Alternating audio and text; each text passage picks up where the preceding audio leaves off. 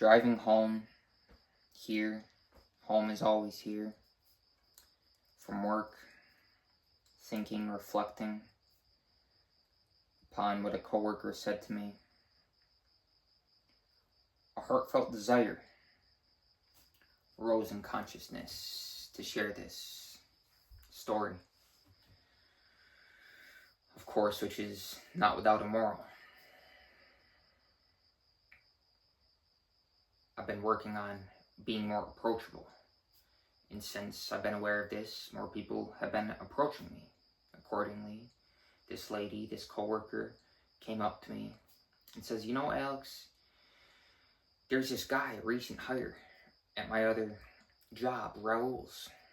He's a lot like you.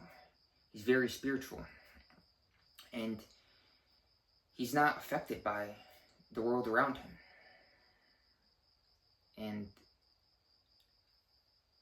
I simply didn't respond, maintaining eye contact, waiting for the moral. What is the point? Why are you telling me this? What is the essence of what you're telling me? I understand what you're saying, but what is the purpose? And so she continued. She said, "I think you'd really like him. I think he'd be a good friend for you." To which I responded, "I love everyone, whether I like them or not. I can strongly dislike someone, but still love them. Because love is absolute. It's unchanging. Has nothing to do with the personality, with personal likes and dislikes. Yeah, Alex, as a person, may like what this person does and not what that person does. But when your fundamental identity, when you realize it is not a personality, it is beyond personal likes and dislikes,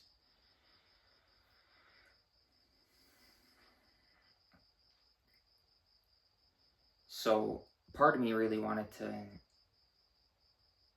tell her, explain to her, respond in a way that conveyed it's much deeper than not being affected by what's going on around you.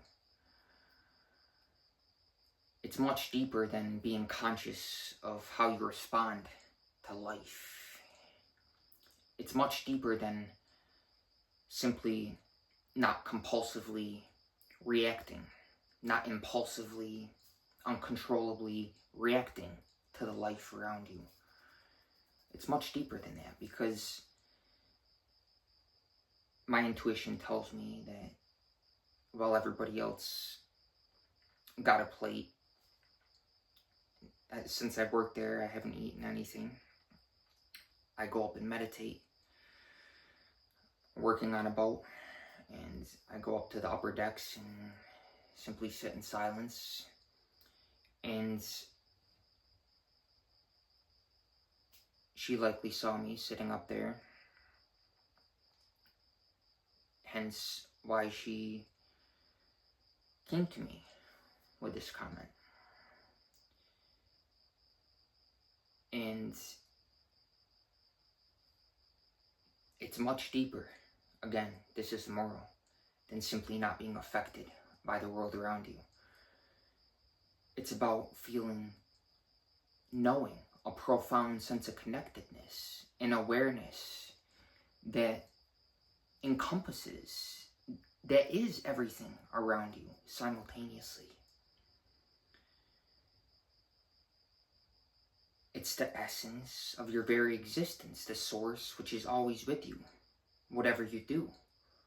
And the more we bring conscious awareness to this presence within us, the presence which is us, that is our true identity, our fundamental identity, the presence which is the source of our existence, it's only in accordance to seek this, and it's in accordance with God's will to seek the presence, because it's the source, it's God within us. And so when we wholeheartedly acknowledge this, recognize this, and wholeheartedly focus our attention within, we realize that that same attention is everywhere present. That same awareness permeates all of existence and is timeless. It seems that many people aren't aware of, and I know I wasn't at one point too, so I speak to you. Perhaps you're at the point I was formerly, where I was not only heavily identified with personality, but also I didn't realize that this option exists in consciousness, where at every given moment, wherever you are, even if you're in the middle of New York City, in the most chaotic environment, there's still a profound rock-like peace. It's a gentle yet rock-like, solid, immovable, grounded, yet profoundly, exquisitely gentle that you can melt into. It's a peace. That's why in the Bible it says it's a peace that surpasses all understanding. It's timeless. It's the basis of reality. Reality with a big R, which encompasses the transitory, physical, 3D, temporary reality, the comings and goings of life, the external energy. This profound peace is always with us. And the more we bring awareness to this, the presence builds up within us. And at one point, again, I didn't realize that this option exists in consciousness to choose peace, which is always here with us. And the more we choose it, the more it builds up within us. And this peace is eternal. It's so close to the source of existence, the essence.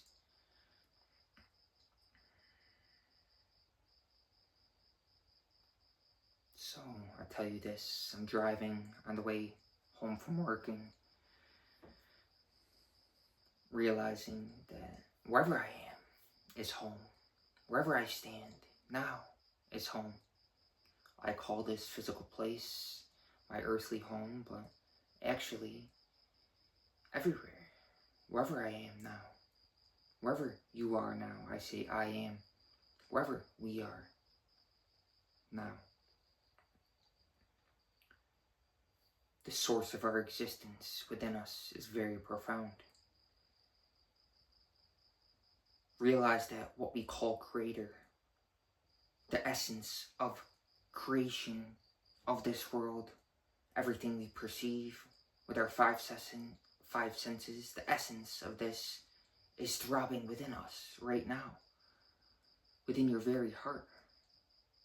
Every heartbeat, every life breath.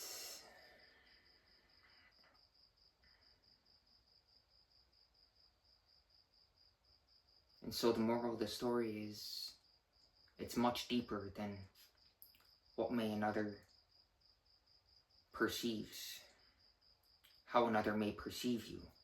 She perceives it as me simply not being affected by the world around me. But actually, it's about a profound, deep sense, an eternal sense of connectivity. Of sitting there, simply being aware of all that surrounds me, and actually not feeling like a me. Dropping the personal identity, that self-image, that inner structure of a self-image which so many people cling to, and I know I did at one point too. So it's very easy for me to recognize this in another, now that I've transcended this. So the desire is to bring awareness for those who may be struggling with this, who may identify heavily with the personality.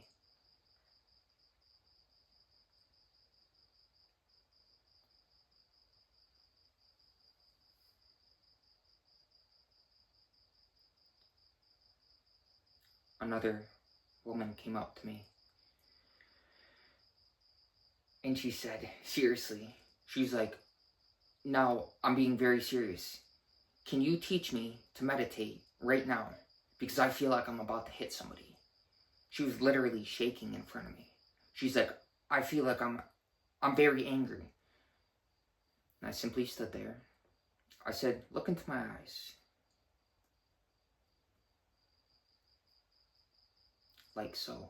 A few moments went by. And I said, think about the bigger picture. How if you compulsively act on what you're feeling right now, on the emotions you're experiencing, how you're going to regret it later. Simply being here, looking into your eyes, I already feel that you're calmer. Don't you feel a whole lot better? She took a deep breath, and I said, that's a good idea. Let's take a few deep breaths together. Close your eyes. And so we took a few deep breaths together. Opened our eyes and looking at each other again. I said, now, I feel that you feel a whole lot better. And she simply put up with, we gave each other a fist bump and walked away.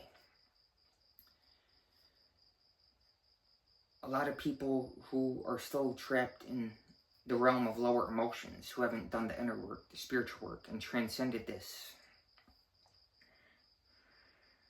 simply by your calmness, your presence, you can serve as a sacred container for them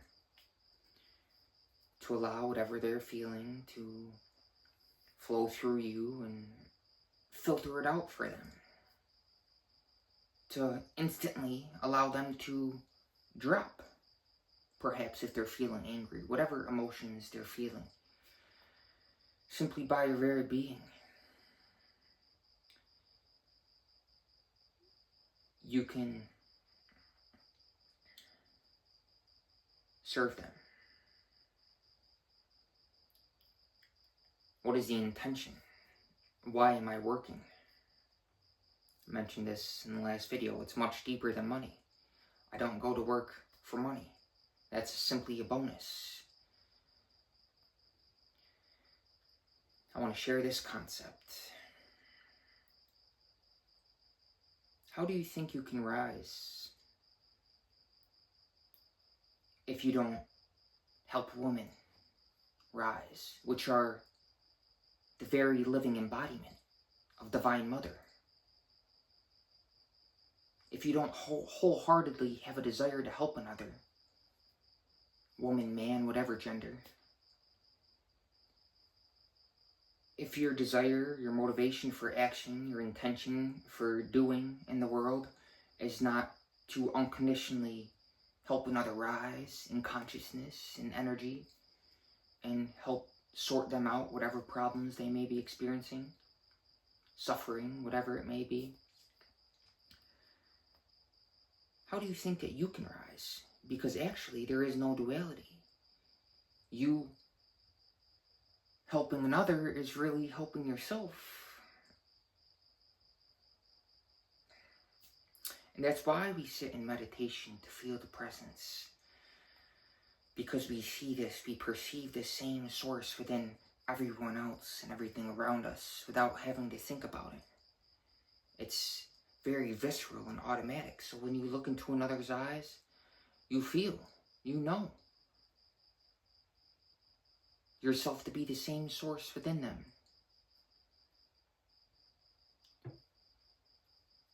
When you experience this, when you know this, there's no question of morality. Nobody has to tell you not to steal from another, or not to do wrong to another, or whatever. Because you experience them within yourself, as your very self. Self with a capital S. And so naturally, you have a desire to speak life into others that are experiencing life issues. Because as you help them sort through that, you're not simply affecting, helping them individually, but actually you're uplifting all of humanity. You're uplifting the collective consciousness. From a higher context, you realize that it's not about helping a person individually or even your immediate family, but actually all of humanity, because humanity is seen as an energy field to uplift and reinforce. And if there's even a tinge of selfishness in one who claims to be a yogi or bhakti or claims to engage in unconditional devotional service, if there's even a tinge of selfishness, be very wary. In fact, walk away. Don't believe what they say, because it's not about this. Once your survival needs are met, you naturally start to seek beyond the survival process. The spiritual process becomes alive within you. You realize that there's much more to life with a big L, a capital L, than simply survival. There's a desire to know, to witness the next dimension of experience, to access a higher level of awareness, which actually is always with you. You don't have to seek it.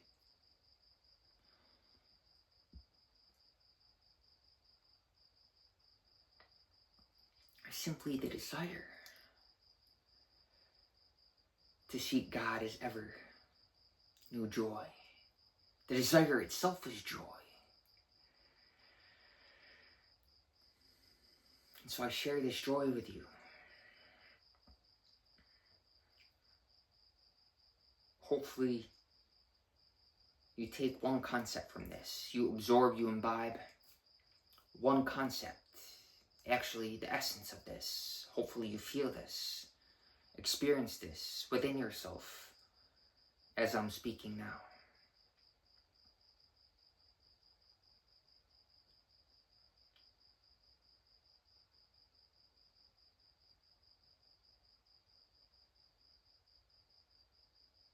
The crickets. The background of eternal silence. This peace is an option in consciousness. Again, to reiterate this, that you can always choose peace. And the more you choose it, the more you find it chooses you. You desire it. What may have formerly been, I know it was for me, a discipline to sit down and meditate in utter stillness and silence, unmoving. The more you do this, there's no one to do it, but the more you engage in this, you embrace the presence, the more you find it does you, it chooses you, it embraces you. And the illusory duality that seems to permeate many, subjectively, their experience of reality. I know, formerly, for me, I used to suffer from this duality as if I existed separately from all that surrounds me and didn't know this profound sense of connectivity. For those that are struggling with this duality subjectively, the best thing you can do for them is to simply be. To be with them, to be one with them, to be a sacred container for them, to contain them within yourself, and thus share the essence, to give life.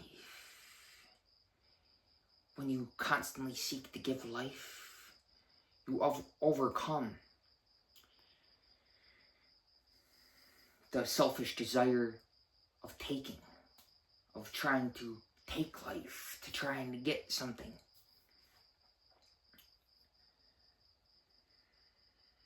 Simply sitting can help us come off of this notion, desire of getting. Because we realize that actually all is here now. All is already within us. The source of happiness and all abundance and peace and bliss and prosperity is actually within us now. All of humanity.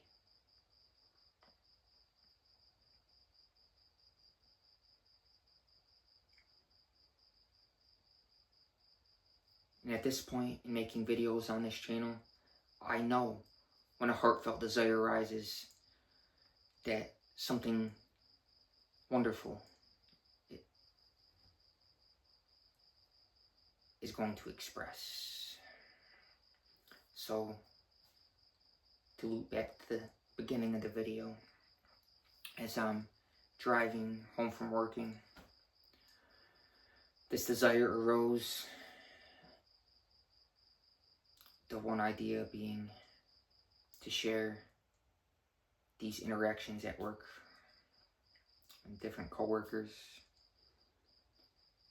And I knew something profound would surround the story, sharing these stories with you. And so, I hope you find value in this video. In fact, I know. Especially watching to this point.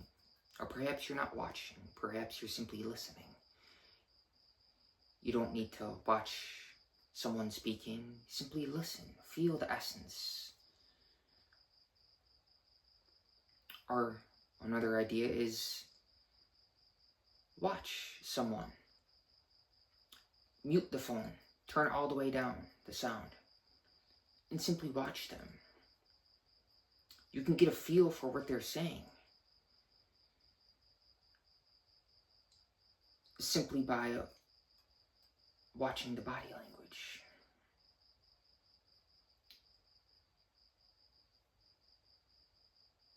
By incorporating less of the physical sensory experience, whether it be closing your eyes and simply listening, or turning the volume down and simply watching. Or perhaps do both and then go back and watch and listen simultaneously. See the difference in terms of how you perceive the essence.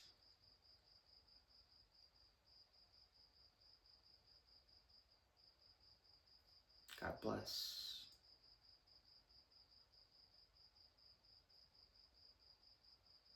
Thank you for listening to the end.